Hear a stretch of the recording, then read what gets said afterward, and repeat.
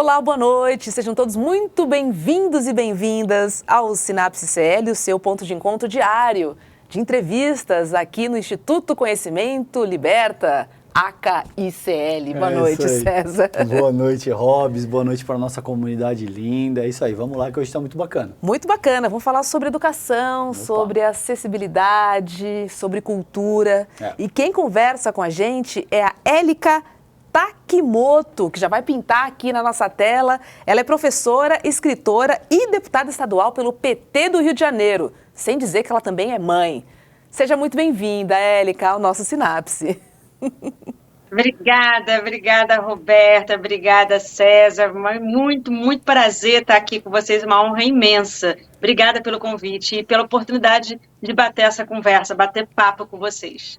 Élica, o prazer é todo nosso, uma honra te receber. Vamos lá. Élica, você é autora do livro Como Dialogar com um Negacionista, né? E olha só, vou trazer um tema atual, porque tem gente aí dizendo que o ex-presidente Jair Bolsonaro resolveu as negociações, né, para a repatriação dos brasileiros que estavam na faixa de Gaza. Eu quero saber o que você diria para essas pessoas. Começou bem, né, Élica? O que eu diria? Oh, meu Deus do céu, é difícil, né? Eu sei que é difícil. O título, na verdade, foi uma pegadinha mesmo, sobre a dificuldade, fui debater sobre o tema, né, do negacionismo, sobre o tema ciência. Mas, enfim, conversar com quem está muito fechado, com quem não quer ouvir, é uma coisa extremamente complicada. Então, a pergunta que eu me faço, também como deputada, como candidata que fui, como professora, que ainda sou, uma vez professora, sempre professora, é o que a gente precisa fazer, o que é necessário ser feito para que a pessoa queira nos ouvir, para que a pessoa se abra, essa pessoa que está fechada para o diálogo se abra. E aí é um universo de respostas, né? Porque cada pessoa, cada categoria tem uma história, tem um botão para a gente descobrir onde é que é. Então, é um trabalho mesmo de muita paciência, é um trabalho de formiguinha. Teria que começar assim, mas uma coisa eu falo, né, pela experiência que eu tenho em sala de aula e até dentro da política, com ódio você não consegue, né? Não dá. Com ódio, xingando, nada disso vai fazer com que a pessoa se abra ou queira te ouvir. Eu acho que a única forma da gente conseguir abrir para o diálogo e se manter dentro dele de uma forma respeitosa é com muito amor mesmo. Amor ao diálogo, amor à democracia, amor a outra pessoa, né? Amor à verdade. E aí isso requer um trabalho mesmo de paciência. Eu sei que é difícil, não estou falando que é fácil, mas é por aí. Então você diria assim, por amor à democracia, por amor ao diálogo, então, o presidente Lula repatriou os brasileiros e o ex-presidente Jair Bolsonaro não tem nada a ver com isso. Seria mais ou menos assim? Ou seria não? Mais ou menos assim, colocando as coisas no seu devido lugar mesmo, né? A gente está com um ex-presidente que está inelegível, né? Que em outras oportunidades, como no caso da Covid-19, ele debochou de repatriar, né, as pessoas que estavam na China, no epicentro da nossa pandemia. Então, naquela oportunidade, ele não fez nada, não debochou, por que agora faria alguma coisa? Ainda mais trazendo as pessoas de Gaza. Então, assim, não faz nem sentido, nem para a narrativa deles, sabe? Então, traria para esse lugar. E sem contar o show de bola, né, que o Lula 3.0 turbinado está fazendo com política externa, política internacional agora. Então, isso foi fruto de muita articulação política do governo Lula. Bolsonaro não tem nem tamanho, né, para fazer algo como esse. Nem quando era presidente que poderia fazer, fez algo, ainda mais ex-presidente 3 vezes inelegível. Não faz sentido essa narrativa, não faz sentido nenhum. Uhum. E me chama a atenção na tua fala inicial, porque você coloca o amor, por exemplo, como uma característica central do debate, da escuta, e essa também é, por exemplo, a característica central do Paulo Freire. O Freire fala muito isso. Ele, quando questionado o que precisa para ser um bom professor, ele salienta essa propriedade que a Érica está colocando, de que você precisa ter afeto, você precisa ter amor, você precisa estar comprometido com o desenvolvimento dos teus alunos. Você acha que essa é uma característica em comum, por exemplo, de um bom parlamentar e de um bom professor? É atuar com essa vocação para ter paciência para o diálogo, para o debate. Você citou o Lula 3.0 turbinado aí, por exemplo. Essa é uma característica, né, Érica, do próprio presidente da República. O Lula é muito conciliador. Ele escuta, ele debate, ele chama para conversa, o que é radicalmente diferente, por exemplo, do próprio Jair Bolsonaro, que é uma figura absolutamente destemperada, que não consegue muito conversar, que xinga todo mundo, né? Queria te ouvir um pouquinho se você entende que essa característica do afeto e do amor é algo que se aplica tanto para a docência quanto para a prática parlamentar.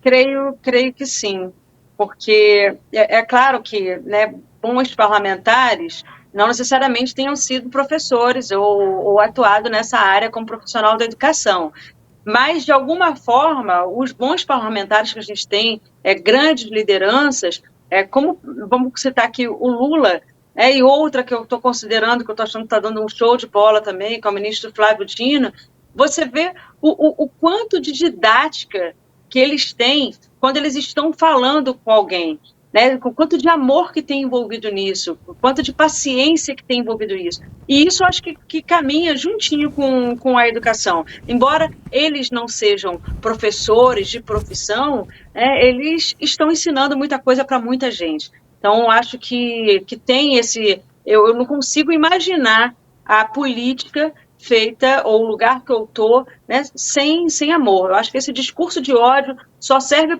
para o que serviu, como a gente viu, né, para segregar ainda mais, para aumentar a rivalidade e, enfim, dificultar ainda mais as articulações políticas que é necessário fazer. E para a gente se articular politicamente, a gente precisa do diálogo entre as pessoas que pensam diferente. Então, como é que a gente vai fazer isso sem respeito? Né, e em muitos casos sem amor. Como é que a gente vai levantar uma política pública, olhar para o próximo, olhar para quem mais precisa, se não tiver muito amor envolvido, né, nisso? Eu não consigo me imaginar trabalhando sem amor às pautas que eu estou abraçando, sabe? E a minha inspiração é Lula. Né? Eu olho para o Lula, eu não vejo o Lula fazendo nada sem muita paixão. E lidando com as pessoas, inclusive que pensam muito diferente dele, sem esse afeto todo envolvido, sem esse respeito todo envolvido. Então, eu fico lembrando dos vídeos de quando o Lula estava preso, em nenhum momento ele falava nessa palavra ódio, odeio, eu quero matar, eu quero isso, muito pelo contrário. Ele valorizava a justiça, falando que a justiça tinha que ser feita, sabe, que ele queria conversar, que ele queria ver, que ele queria encarar os adversários políticos dele. Era o que ele falava, assim, meu Deus do céu, né? O cara estava preso injustamente, passou por, assim, maus bocados sem poder ir ao enterro do neto, do irmão, e ainda assim, ele não, em nenhum momento, quando ele saiu, ele teve um discurso de ódio, muito pelo contrário. Foi um discurso de afeto, de amor e de querer justiça. Então, obviamente, querer justiça também é amor a uma verdade. Então, a minha inspiração é essa liderança que a gente tem que está na presidência. Até porque o afeto gera empatia, né? E aí a gente consegue, de fato, ter uma conversa, um diálogo, enfim. Enxergar o outro, entender a posição do outro. Por que ele está defendendo aquilo? Acho que é uma pergunta que a gente tem que fazer muito, sabe? Sim. Porque hoje em dia eu sinto, eu acho que, enfim, vocês devem compartilhar comigo, as pessoas não ouvem, as pessoas falam, a minha posição é essa e eu defendo isso e, assim, às vezes o argumento é bem raso e tal. Mas ainda que ela tenha esse argumento raso, acho que vale a gente pensar por que ela está acreditando naquilo, sabe? Uhum. A gente consegue ter um diálogo quando tem empatia, quando tem um afeto, quando tem o amor, acho que está tudo ali, né? A gente conversou aqui com o Henrique Vieira, com o pastor Henrique Vieira, e ele disse algo interessante, que muito se fala a respeito de falar bonito, e pouco se fala a respeito de escutar bonito. Escutar bonito. E ele ressalta a importância de escutar bonito, de ser capaz de escutar com propriedade, não só esperando a sua vez de falar, mas de levar em consideração, de fato, aquilo que está sendo proposto pelo teu interlocutor. Né? Muito bom, Rô. Eu queria... Diga. Eu queria acrescentar uma coisa, porque quando a gente está falando, às vezes, com a pessoa, essa palavra empatia é uma palavra muito boa, que é você se colocar muito no lugar do outro, compreender o sentimento do outro, respeitar o sentimento, né, dessa outra pessoa. Então, às vezes, o que para a gente é muito fácil acreditar, para as pessoas é muito difícil, e vice-versa também. O livro que eu escrevi, Como Dialogar com o Negacionista, que, volto a dizer, o título, né, é uma pegadinha, eu consigo colocar no livro que todas as pessoas são negacionistas quando o assunto interessa ou nos desinteressa. Então, às vezes, quando eu vou mexer, o negacionista é aquela pessoa que nega uma verdade, que nega dados. E a gente nega também muita coisa. Se o assunto mexer muito com a gente não quer encarar a verdade. A gente nega essa verdade também. Então, a depender de como a pessoa está falando contigo, você se fecha ou você se magoa muito. Ou ainda, né, qualquer mudança que você tenha, não qualquer, mas muitas mudanças que você passa, implica em muito sofrimento. Então, a questão a pessoa está preparada a encarar esse sofrimento de uma mudança de pensamento, de uma mudança de paradigma? Nem sempre todas as pessoas estão. Por isso que eu estou falando, quando a gente conversa, quando a gente está querendo colocar a nossa opinião e fazer que a pessoa escute a nossa opinião, a gente tem que levar em conta que uma mudança do outro lado, do interlocutor, pode ser algo muito difícil para essa pessoa. Você está preparado para ser o chão dessa pessoa, porque você vai tirar o chão dela, a depender do que está sendo colocado ali. Você está preparado para segurar essa pessoa? Então, por isso que essa palavra empatia, Roberta, que você utilizou, achei muito bem colocada nesse momento. Era isso que eu queria acrescentar. Perfeito. Élica, conta pra gente quando é que pintou a política institucional na sua vida, e já vou emendar em outra. Qual é o clima da Alerj com o governo de Cláudio Castro? Abra o seu coração, conta pra gente. Tá fácil. Olha, assim, vou tentar resumir, né, bem rapidamente como a política pintou na minha vida. Eu sou professora concursada do Cefet, professora de física, eu tenho uma vida acadêmica, eu fiz o meu mestrado em História, doutorado em Filosofia, tudo voltado para a História da Ciência e Filosofia da Ciência. Então, há muito tempo eu estou discutindo esse tema ciência, pesquisando sobre esse tema ciência. Comecei a dar palestras pelo Brasil, sendo convidada em institutos federais, universidades, para fazer esse debate, né, sobre ciência, novas metodologias no ensino de física. Além disso, eu sou escritora, eu tenho 10 livros publicados, e livros de crônicas. Então, uma cronista escreve sobre qualquer coisa. E vários textos meus viralizaram na internet. E, obviamente, se eu escrevo qualquer coisa que me emocione, eu estou escrevendo também sobre política. Eu vi a política das cotas ser implementada no Cefet. Ouvi o que o governo PT fez, a revolução que o governo PT fez na educação. Eu vi muita coisa acontecendo, eu escrevia sobre essas coisas também. Então, muitos textos viralizaram. Em final de 2016, eu escrevi um texto que assim, viralizou e foi parar nas mãos do Lula.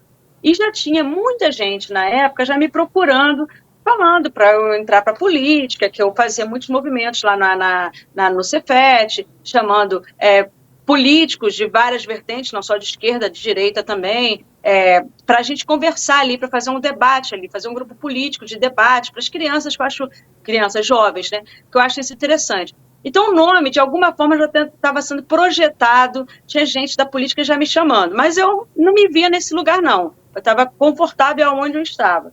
Até que o Lula me ligou. Ele pegou um texto meu, se emocionou e me ligou. Aí, depois que o Lula me ligou, aí a minha vida, né, de fato, não foi uma ligação, foi um chamado. Né? Então, eu, assim, em 2017 eu me filiei ao PT, em 2018 eu me candidatei pela primeira vez, que não foi uma candidatura nem um pouco fácil, porque uma coisa é dar aula, uma coisa é ser palestrante, uma coisa é escrever, outra coisa é estar nas ruas pedindo voto, e assim, não tinha ainda essa vivência política partidária, então isso é uma coisa que se aprende, uma coisa que só você vivendo para você aprender a fazer isso. Então foi tudo muito rápido na minha vida. Então, em 2018 eu me candidatei, tive uma votação muito expressiva, fui primeira suplente na Alerj. Aí depois me candidatei em 2020 para vereadora. 2020 é aquele ano, né, horroroso para todo mundo. Traumas e traumas e traumas, pandemia, Bolsonaro, né, uma candidatura que eu não fui para a rua, eu estava, né, batendo na tecla que a gente quem pudesse ficar em casa, que ficasse em casa, principalmente os profissionais de educação, alunos, alunas, jovens, crianças.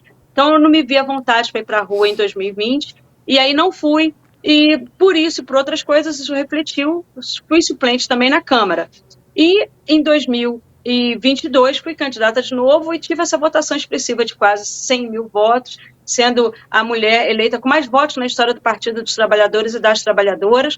Enfim, aí cheguei na LERJ. A entrada na LERJ é uma entrada também de muito aprendizado, porque até o ano passado, Roberta, César e quem está nos assistindo, eu estava em sala de aula. Então, uma coisa é estar em sala de aula, outra coisa é estar em plenário e na LERJ. É uma coisa completamente diferente.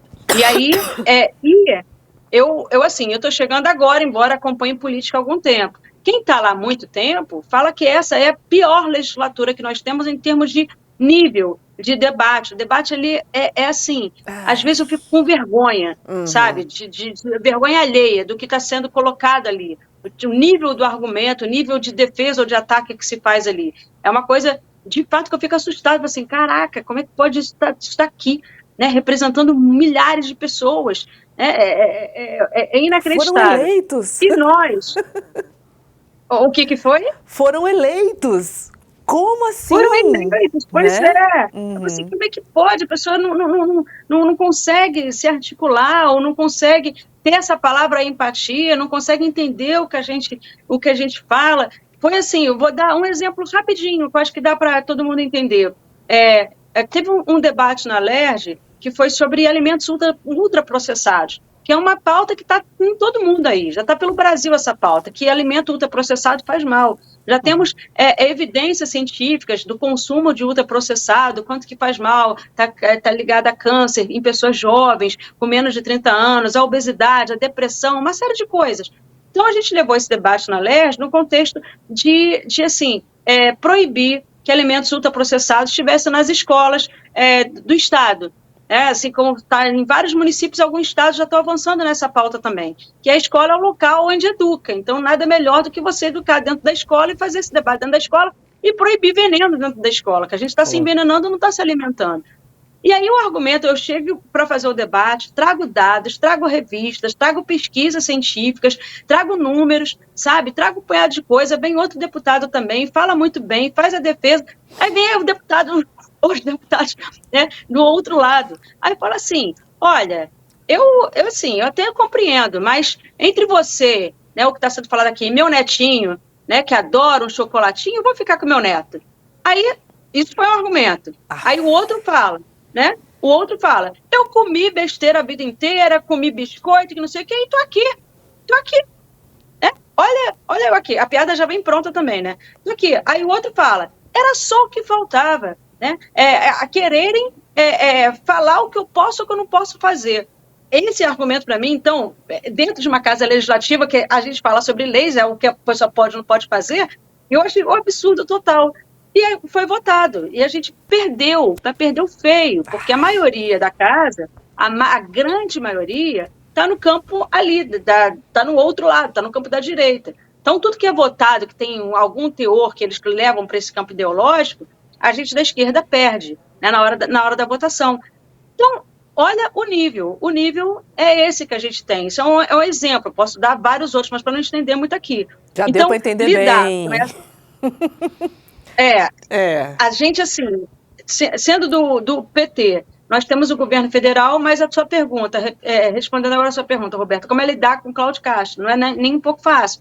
A gente ali faz uma oposição ao governo Cláudio Castro. A gente procura fazer uma oposição nesse nível, uma oposição qualificada, mostrando os pontos, mostrando os erros, querendo contribuir, né, para o benefício da população fluminense, para o Estado.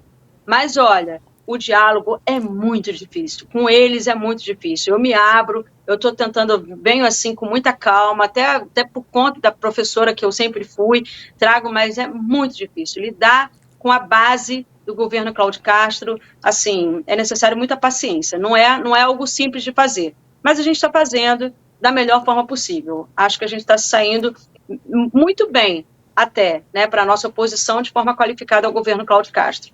Uhum.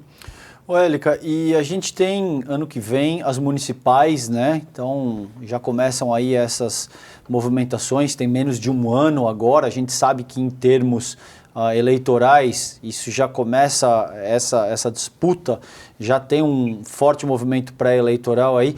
Como é que você sente a realidade do Rio de Janeiro? Você vê algum nome forte da esquerda que seja capaz de ser competitivo para a prefeitura do Rio? Como é que você sente essa questão?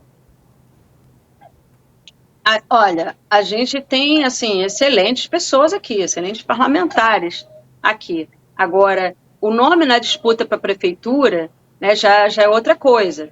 Temos excelentes nomes também que dá para a gente colocar aqui. Mas, assim, eu fui uma das pessoas que, dentro do PT, eu achei favorável a entrada do governo PT no governo Eduardo Paes.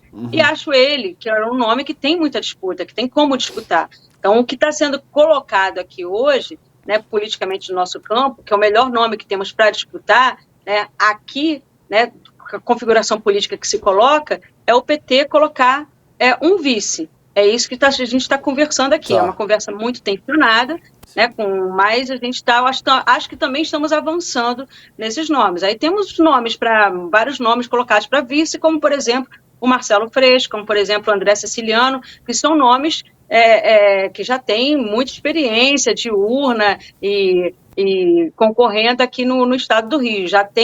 A gente já tem um resultado, a gente já sabe como é que a urna mais ou menos reflete com esses nomes. É com eles que a gente está trabalhando e mais outros também. Élica, queria falar um pouquinho sobre educação inclusiva, que eu sei que é uma de suas lutas aí no Rio de Janeiro, não só no Rio, porque reverbera aí para o Brasil todo. Queria entender com você como é que o sistema educacional pode ser mais inclusivo. E se numa régua de 0 a 10, onde é que você colocaria o Brasil nessa questão de acessibilidade na educação, hein? Olha, de 0 a 10 está bem próximo de 0. Nossa. Muito, muito, muito próximo. Muito próximo.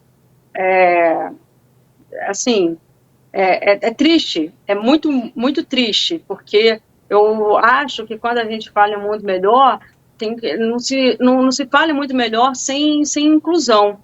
Não tem como a gente melhorar o mundo se não incluir para as pessoas que mais precisam. Então, eu como professora, que já tive vários alunos com deficiência, eu sei o quanto que é difícil, o quanto que a gente precisa avançar nessas pautas. As escolas hoje, tem muitas escolas que não têm rampa. O próprio Cefet, ele não tinha rampa até pouco tempo atrás. A gente recebeu um aluno, Lucas Nunes, que hoje está terminando o mestrado, beijo para você, Lucas, a gente recebeu um aluno cadeirante, que depois passou para a UFRJ, que também não tinha rampa lá na UFRJ, na Faculdade de História, que a gente teve que refazer, né, a arquitetura lá do Cefet por conta dessa pessoa que lá chegou. Então, olha só, o Cefet, agora imagina as outras escolas que temos no município, pelos municípios e pelo estado e universidades também. Então, quando a gente fala em inclusão, a gente não está falando só de rampa. A gente está falando, por exemplo, de piso tátil também, para as pessoas cegas. A gente está falando de intérprete de Libras também, a depender, né, da pessoa surda que esteja lá, que às vezes tem surdo que não sabe Libras, mas tem surdo que só se comunica em Libras. Então, a gente precisa do intérprete de Libras. A gente está falando de mediadores para as pessoas também com transtorno de espectro autista. Então, nada disso tem, praticamente em escola nenhuma. E nem os profissionais de educação estão preparados para receber. Nos cursos de licenciatura, não fomos preparados para lidar com alunos, com crianças com deficiência. E as deficiências são infinitas e cada uma também tem graduações. Então, não tem essa sensibilização da sociedade. Agora, quando você tem uma escola com um mínimo de acessibilidade, você vê as pessoas, crianças e jovens com deficiência chegando nesses locais. Então, não é uma questão de não ter pessoas com deficiência. As pessoas com deficiência não aparecem na sociedade porque a sociedade não é acessível. Então, isso é importante ser colocado. E eu vou colocar um ponto muito delicado aqui, Roberta, e César e demais que estão nos assistindo. Eu hoje, quando eu entro num lugar onde, por exemplo, só tenha pessoas brancas, eu me sinto incomodada. Eu já sei que alguma coisa é reflexo de alguma grande injustiça na sociedade.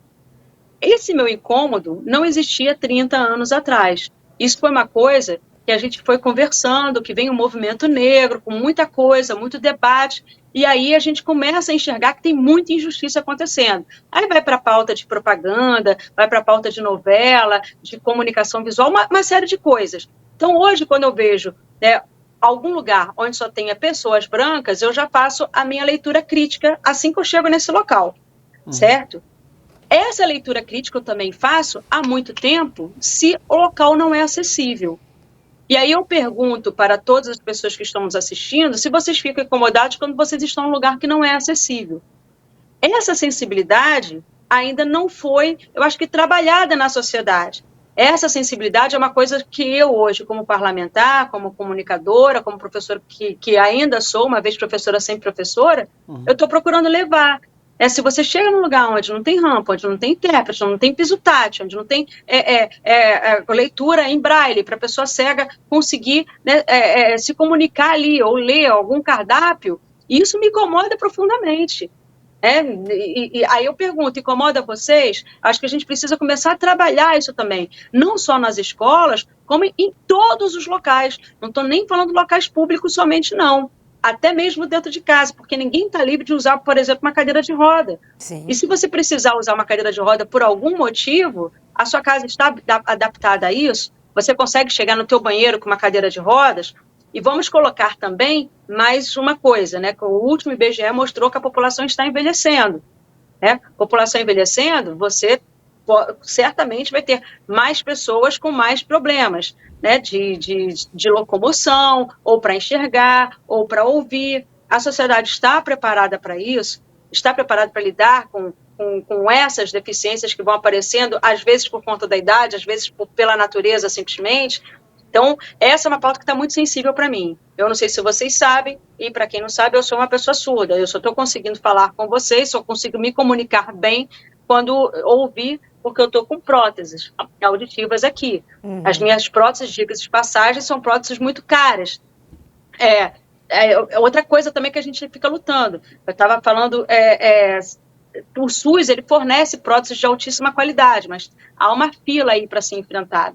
Então, enfim, é muita coisa para a gente trabalhar, sabe, Roberta? E a nível de acessibilidade, eu acho que, assim, não só em escolas, como em vários outros lugares, a gente está quase no zero, sabe? Quase no zero. Tem muita coisa para avançar. Temos leis boas, inclusive, muito boas, a lei da inclusão, né? Todos têm direito à cultura, à educação, à saúde, né? Temos leis até para intérprete de Libras, ensino de... a Libras é considerado também uma língua oficial. Leis nós temos. Agora, elas não estão sendo aplicadas. E a sociedade também não está sensibilizada para isso, porque a luta é política, social, é todo mundo junto vindo. Né? Então, inclusive, agradeço imensamente eu poder falar isso aqui, nesse canal, que eu acho importante a gente debater essa pauta, porque pessoas com deficiências podem ter certeza. Vocês, assim... tem aos montes por aí. Elas não aparecem porque os locais não são acessíveis. Se você coloca um espetáculo com um intérprete de Libras, você vai ver as pessoas surdas chegando para ver o espetáculo. Se no teatro ou em qualquer lugar tiver rampa, vocês vão ver as pessoas cadeirantes chegando. Se no lugar tiver piso tátil, tiver coisas em braille, vocês vão ver as pessoas cegas chegando. E assim vai. As pessoas estão por aí, elas só não aparecem porque as portas se fecham para elas. E é muito dolorido eu falar isso como professora, dizer que as escolas estão, assim, muito atrasadas em termos de acessibilidade. Estão. Então, eu hoje, como deputada estadual, estou trabalhando muito para a gente tentar melhorar a acessibilidade e as leis, ou cumprir, para que se passe a cumprir as leis já existentes. Mas é um trabalho de formiguinha. Esse trabalho da acessibilidade, eu acho que está muito atrasado em relação às outras pautas. Sim. Élica, vamos falar um pouquinho de Enem? Como é que você sente o exame esse ano? A gente estava conversando aqui contigo no bastidor antes de começar o programa e você dizia que, por exemplo, no Rio, as pessoas estavam fazendo, os alunos estavam fazendo a prova em condições assim de 50 graus, por exemplo, de sensação térmica, né? Dado a mudança climática que a gente está enfrentando, condições extremas de temperatura. Como é que você avalia o exame desse ano? Está contente? Gostaria de te ouvir um pouquinho a respeito do Enem. Eu achei que o exame foi muito bom, achei que o tema da redação também foi muito bem colocado, achei as provas de ciências exatas com nível excelente. Enfim, o que foi pontuado aí foi o ambiente para se fazer a prova, né? Aqui no estado do Rio de Janeiro, a gente, aliás, em vários locais do Brasil, a gente está vivendo uma onda de calor, que não é brincadeira.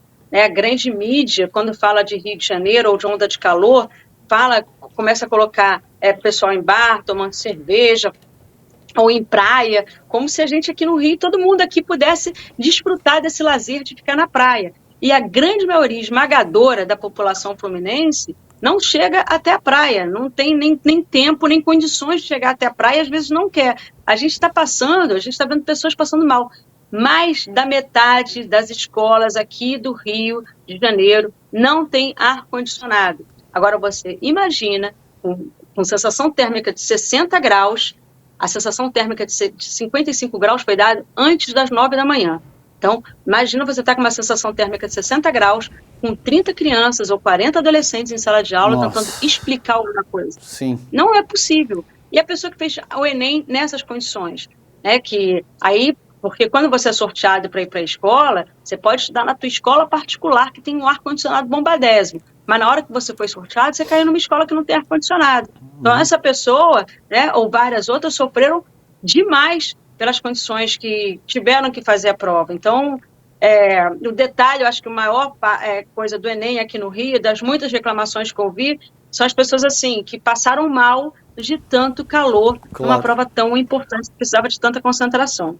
Sim. Nossa, muito difícil, né? Eu estava também lendo uma notícia de uma mãe que chutou a porta de um ônibus, o vidro do ônibus, que quebrou. Ela quebrou o vidro, porque tinha uma criança... Exatamente, estava passando mal por conta do calor. Acho que foi no Rio de Janeiro, não foi, Élica? Foi aqui. Ela quebrou o vidro do ônibus. Ela quebrou o vidro, Mas né? A gente está vendo, assim, muitos casos de pessoas desmaiando nas ruas, que não é brincadeira. E tem muitos lugares agora, na região norte-noroeste, né, que a gente que ficaram muito tempo sem luz, e por conta de ter faltado eletricidade, ficaram sem água também. Eu volto a dizer, o calor aqui, a sensação térmica é de 60 graus, o negócio aqui está muito feio. E a gente tem todo dia, que a gente ouve já 3, 4 dias seguidos, que o dia de amanhã será pior do que o dia de hoje. Então está muito difícil de verdade, a gente precisa encarar isso, eu acho que com mais seriedade. A grande mídia parece que é um oba-oba, calor, vamos à praia. A gente está vivendo uma emergência climática, eu acho que essa pauta tem que estar assim, em todos os locais. Em todos os locais, nas escolas, na mídia, encarando isso, o que é necessário fazer. Quer dizer, o que é necessário, cientistas, né, desde a ECO 92, já vem falando que é necessário fazer. Mas eu acho que a gente precisa de uma grande revolução para forçar que mudanças efetivas aconteçam, porque, assim, a casa está pegando fogo. E está muito esquisito, a gente está com a casa pegando fogo e fingindo que nada está acontecendo, né? Que amanhã vai ser um dia normal, é só uma onda de calor. Não é só uma onda de calor, é uma onda de calor devido à emergência climática que a gente está vendo. Então, o negócio está grave mesmo. Quem não está desesperado está mal informado. É verdade. Queria voltar a falar um pouquinho dos PCDs e principalmente da acessibilidade, porque a tecnologia, né, se o contato presencial ainda é muito difícil, é muito restrito, temos aí pelo menos a tecnologia que tem ajudado um pouco mais nessa questão, né? Em relação à tradução, telefones celulares que as pessoas conseguem utilizar. Eu fico imaginando, né, porque como não temos políticas públicas, e ela acabou de me dizer que numa régua de 0 a 10, o Brasil está no 0, né, em relação às políticas. Se não fosse a tecnologia, nossa, eu não consigo imaginar a situação, né, que os PCDs teriam em relação à comunicação, em relação à cultura, em relação a acesso à vida de fato, né? Uma vez que sair de casa já é muito complicado, já é muito difícil, né, Élica? Você tá falando da parte da comunicação, mas a gente tem, assim, para as pessoas com deficiência saírem de casa, tem a parte do transporte também. Então, essa parte do transporte também está, assim, de 0 a 10, eu ia colocar também muito próximo do 0. Para as pessoas surdas, para as pessoas cegas, para cadeirantes, tá bem complicado. Então, o mundo não é um mundo acessível. Então, esse é um ponto. E pessoas acessíveis existem, corresponde a quase 1/4 da população, pelo menos no Brasil. Então, são essas pessoas que a gente está fechando os olhos, está fingindo que não está vendo. Mais um detalhe, aqui, para a mulherada que me assiste principalmente.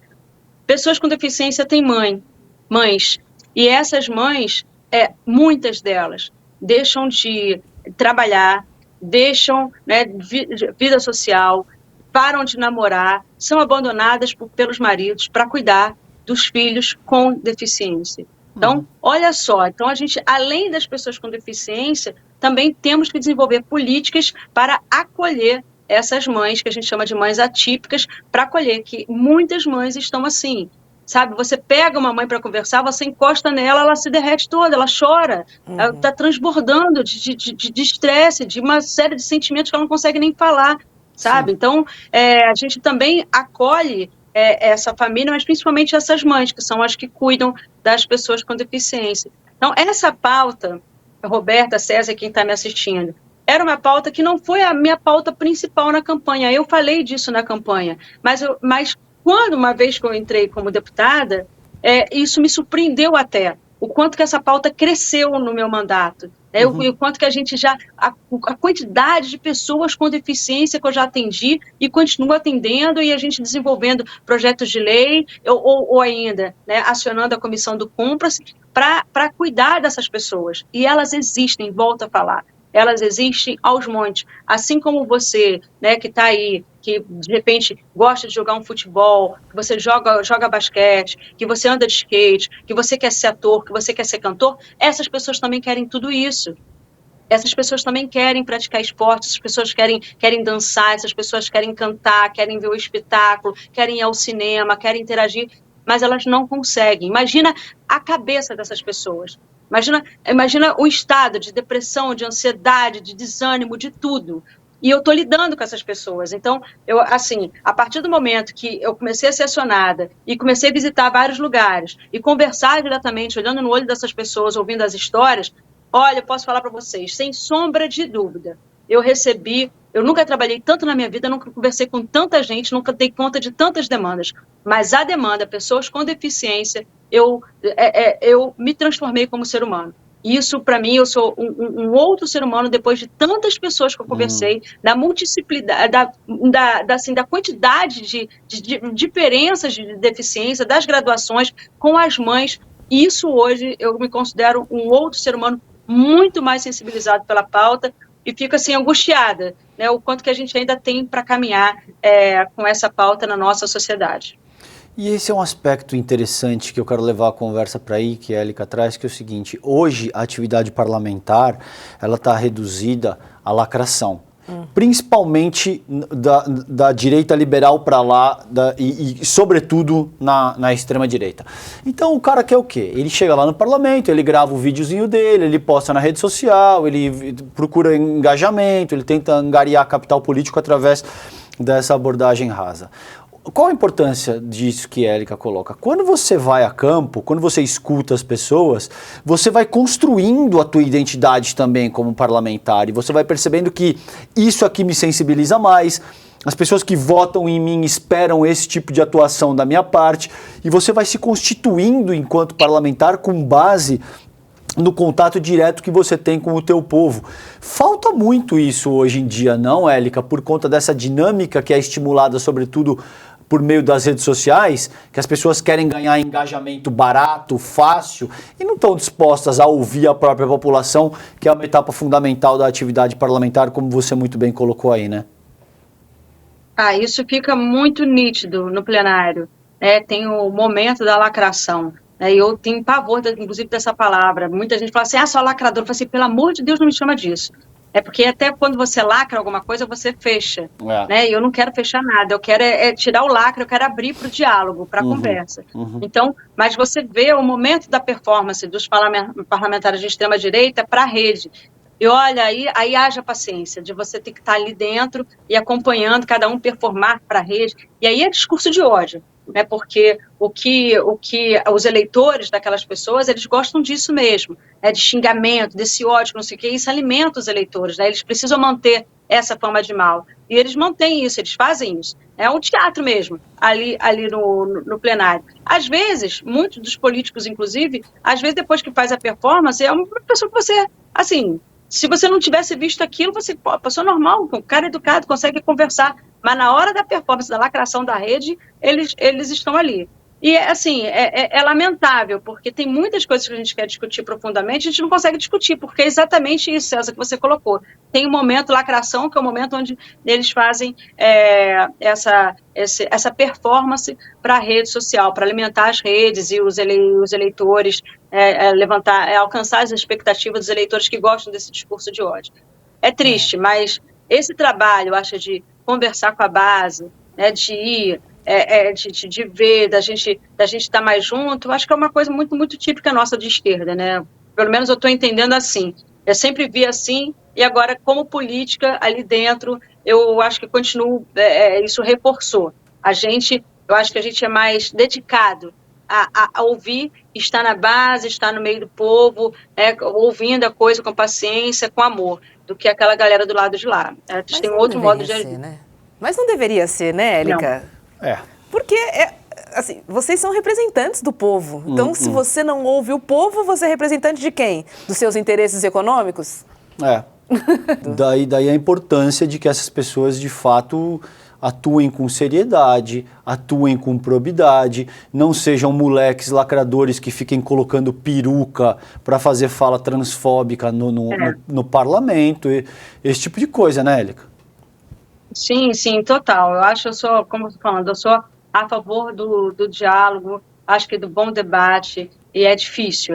Ali na LERJ, na Assembleia Legislativa do Rio de Janeiro, está muito difícil a gente fazer o bom debate. Aliás, é difícil as pessoas ouvirem. Quando a gente está fazendo um debate bacana na tribuna, e tem muitos deputados que fazem um debate muito profundo, eu gosto de ouvir. Porque às vezes eu estou ouvindo, eu estou aprendendo muito com outros deputados que estão falando, a depender do assunto, a depender do que eles estão colocando. Mas aí eu vejo a outra galera, ninguém está ouvindo ninguém ali, o pessoal está conversando, está fazendo outra coisa, ou sai do plenário, sabe? Não tem o respeito ou o amor ao debate, nem você ouvir a outra pessoa. Aí quando eles vão para a tribuna, aí é só discurso de ódio, aí fica inventando fake news, aí é Flávio Dino, Comando Vermelho, sabe? Aí assim... Haja paciência, gente. Haja paciência. Você sabe o que é importante nisso que você diz? Eu e a Hobbs, a gente sabe que foi um bom programa quando a gente se pergunta o que a gente aprendeu com essa conversa. Então, por exemplo, hoje a gente aprendeu as questões de PCD, que você disse que tudo isso está muito deficitário. A gente aprendeu as questões do que você salientou de ter que lidar com o governo Castro no Rio de Janeiro. Uma série de coisas que a gente aprendeu contigo hoje aqui, porque a gente discutou. Então, daí a importância disso que você salienta, da atividade parlamentar, não tá ali só para querer ganhar o teu cortezinho na rede social e ganhar like e ganhar seguidores. Quando você legitimamente escuta as pessoas, você aprende e você cresce com base nessa propriedade. Daí a importância de ter seriedade, principalmente se você está representando o povo, que é isso que você está colocando, Hobbs. Agora, Élica, precisaríamos de um plano nacional de conscientização em relação à acessibilidade para os PCDs urgentemente, assim. Eu fiquei realmente muito chocada, né, com essa régua que você nos apresentou em relação ao Brasil, né, falando em empatia, né, que foi, enfim, o tema do nosso início de conversa. Tá aí, né? Um exemplo clássico, assim. Não é porque eu não conheço ninguém, não tenho ninguém na minha família que precisa, que eu não vou olhar para esse tema. Não, aí... Muito pelo contrário. Se esse for o caso, aí se você tem um estímulo direto para pensar no tema, a empatia entra exatamente quando esse estímulo é ausente. Então precisamos aí de uma conscientização, precisamos trazer esse assunto para a roda, né? E não importa. Eu estou trabalhando nisso. E não importa que não tenha engajamento num primeiro momento, porque não é o assunto, né, que pega, mas, enfim, não estamos falando sobre isso. É conscientização de pautas que realmente são interessantes e que nos interessam. Conta pra gente, querida, conta pra gente. Eu estou trabalhando muito nisso, já fui a Brasília algumas vezes, conversando inclusive com Paulo Pimenta sobre a comunicação do partido, que tem que ser uma comunicação acessível. que se a gente não faz nada para as pessoas com deficiência, com o governo progressista, quando que essas pessoas vão ser assistidas? Então, eu tento falado isso, assim, não estou caminhando sozinha, inclusive aqui no Rio de Janeiro, a gente tem uma vereadora muito ativa, que é a Luciana Novaes, que é uma pessoa cadeirante, que inclusive com uma saúde que requer muitos cuidados, vítima de uma violência aqui, que ela levou um tiro, foi um caso que ficou famoso, né, sensibilizou não só o Brasil como o mundo, ela ficou em coma durante muito tempo, e hoje é a nossa vereadora. Eu caminho muito com ela também, aprendendo muitas coisas com a Luciana Novaes. Então, a gente, assim, não estou sozinha, além dela, né, uma pessoa que também tem me ajudado muito, me ensinado muito, é a Cláudia Werneck, que também é uma pessoa que é uma referência, né, nessa pauta de acessibilidade plena, que quando a gente fala em acessibilidade, não estou falando só de rampas, estou falando de uma série de coisas também. Né? Então, a gente tem trabalhado muito nisso, então, assim, não estou sozinha e a gente está do nosso jeitinho, no trabalho de formiguinha, eu acho que a gente está conseguindo crescer. O fato de eu estar aqui falando sobre isso, eu acho que já é um avanço muito grande. Eu poder falar isso com segurança, com a seriedade, com a sensibilidade, sensibilizando mais pessoas, como vocês já sinalizaram para mim, que ficaram sensíveis a essa pauta também. É isso. Claro, a gente plantando uma sementinha e trabalhando a sociedade para isso. Sim, faz parte da inclusão. Não tem como haver inclusão, né? Claro. Se a gente não considerar toda a cadeia. Eu queria só pontuar mais um negocinho, posso? Claro. Porque a gente está no final. Claro. Eu estou presidenta também da Comissão da Ciência e Tecnologia na Alerj, e com ela a gente tem caminhado muito, né? A gente está num outro momento também da ciência no nosso país, assim como a gente está vendo artistas trabalhando, felizes, já com espetáculos, se apresentando, a gente está vendo também a ciência, universidades, CEFETs, institutos federais, institutos de pesquisa também, mais animados, né, que verbas estão chegando, a valorização desses profissionais está acontecendo também, e o Estado do Rio de Janeiro tem uma concentração ímpar de universidades, institutos, laboratórios, e a gente também está trabalhando muito sério para a gente fortalecer a ciência e utilizar a ciência para a diminuição das injustiças sociais. Então, isso eu acho que é uma coisa importante para pontuar aqui, que eu não posso me esquecer. E quando eu estou falando de ciência e tecnologia, obviamente estou falando também de abraçar e utilizar essa ciência e tecnologia para as pessoas com deficiência. Maravilhoso. Élica Takimoto, inclusive, vou dizer uma coisa, por mais mulheres nas áreas de tecnologia. Urgentemente também. Necessário. Né? Muito necessário. Querida, muito obrigada, viu? Seguimos juntos nessa luta.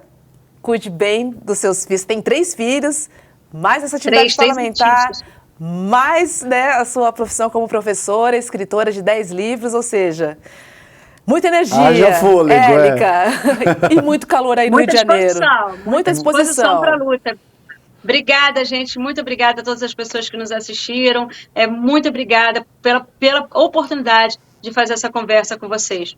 Um beijo grande, parabéns pelo trabalho. Um beijo, Élica. A gente que te agradece. Brigadão. Tchau, tchau. Tchau, tchau. Tchau. É isso, né? Pautas necessárias. Né? Muito bom o que ela falou. Principalmente, a gente não pode esquecer, né? A gente vive um governo progressista no Brasil. Claro. Né? Tudo isso precisa ser olhado, porque isso também faz parte daquela rampa, lembra? Que ele assumiu a presidência ali, e foi simbólico, e foi importante muito, sobretudo naquele momento, né? A gente estava num momento muito agudo, pós, assim, 4 anos de bolsonarismo. Você tem razão, é absolutamente fundamental. Eu sempre trago aquela rampa, porque é sobre isso que a gente está falando aqui. É sim. Vamos lembrar a programação do ICL, que começa às 7 horas da manhã com o Leandro Demore, das 7 às 8. E logo depois tem ICL Notícias, primeira edição, com Vivian Mesquita, Edu Moreira, Rodrigo Viana e também William De Luca. E às 7h30 da noite a gente está aqui, pontualmente, trazendo convidados e temas para a gente conversar. É isso aí.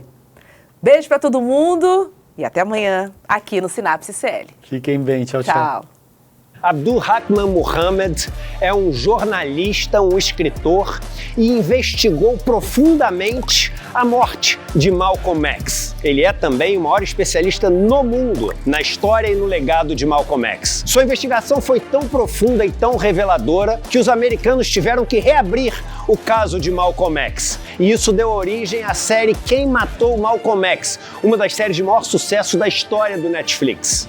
Dia 23 de novembro, uma quinta-feira, às 8 horas da noite, no horário de Brasília, você não pode perder a aula histórica que o ICL traz até você.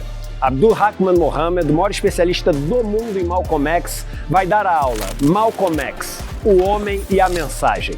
Para você se inscrever na aula é muito simples. É só clicar no link aqui em cima ou aqui embaixo e gratuitamente e rapidamente se inscrever na aula. Se inscreve agora, não perde a aula porque é uma aula que não tem replay. E chame todo mundo que você conhece para participar. Ninguém pode perder esse evento histórico que o ICL está trazendo para vocês.